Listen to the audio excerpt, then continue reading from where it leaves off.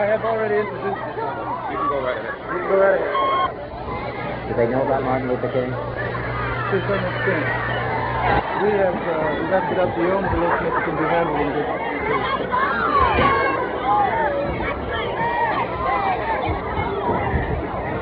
Ladies and gentlemen,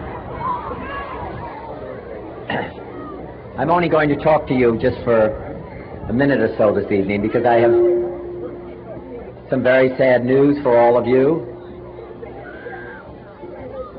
Could you lower those signs, please? I have some very sad news for all of you, and I think sad news for all of our fellow citizens and people who love peace all over the world. And that is that Martin Luther King was shot and was killed tonight in Memphis, Tennessee.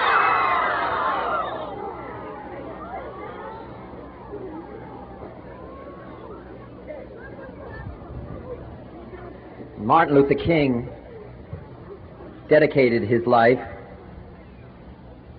to love and to justice between fellow human beings. He died in the cause of that effort.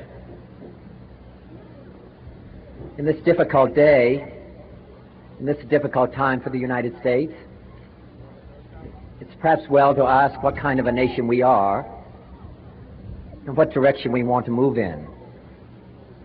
For those of you who are black, considering the evidence evidently is that there were white people who were responsible, you can be filled with bitterness and with hatred and a desire for revenge. We can move in that direction as a country, in greater polarization, black people amongst blacks and white amongst whites, filled with hatred toward one another. Or we can make an effort, as Martin Luther King did, to understand and to comprehend and replace that violence, that stain of bloodshed that is spread across our land, with an effort to understand compassion and love. For those of you who are black and are tempted to be filled with hatred and mistrust of the injustice of such an act against all white people, I would only say that I can also feel in my own heart the same kind of feeling. I had a member of my family killed, but he was killed by a white man. But we have to make an effort in the United States. We have to make an effort to understand, to get beyond or go beyond these rather difficult times. My favorite poem, my favorite poet was Aeschylus. He once wrote,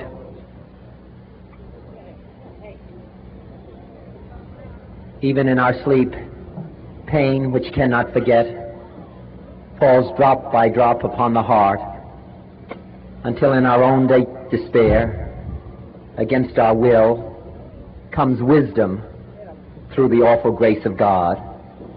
What we need in the United States is not division. What we need in the United States is not hatred.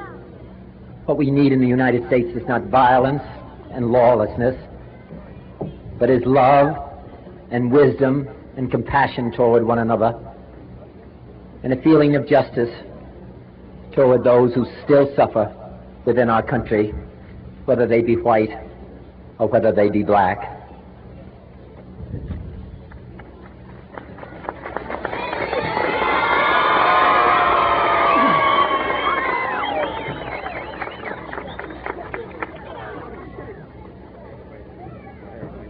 So I ask you tonight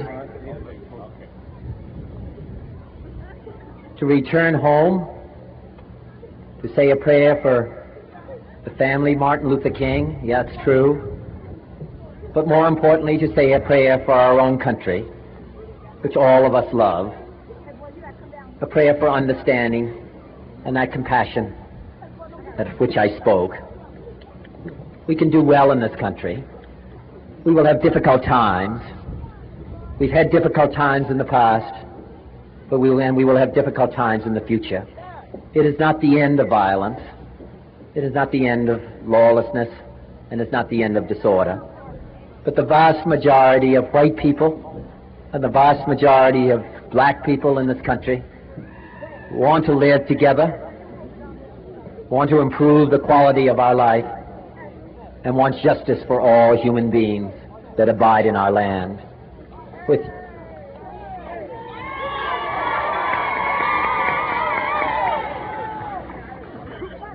And what dedicate ourselves to what the Greeks wrote so many years ago, to tame the savageness of man and make gentle the life of this world. Let us dedicate ourselves to that and say a prayer for our country and for our people.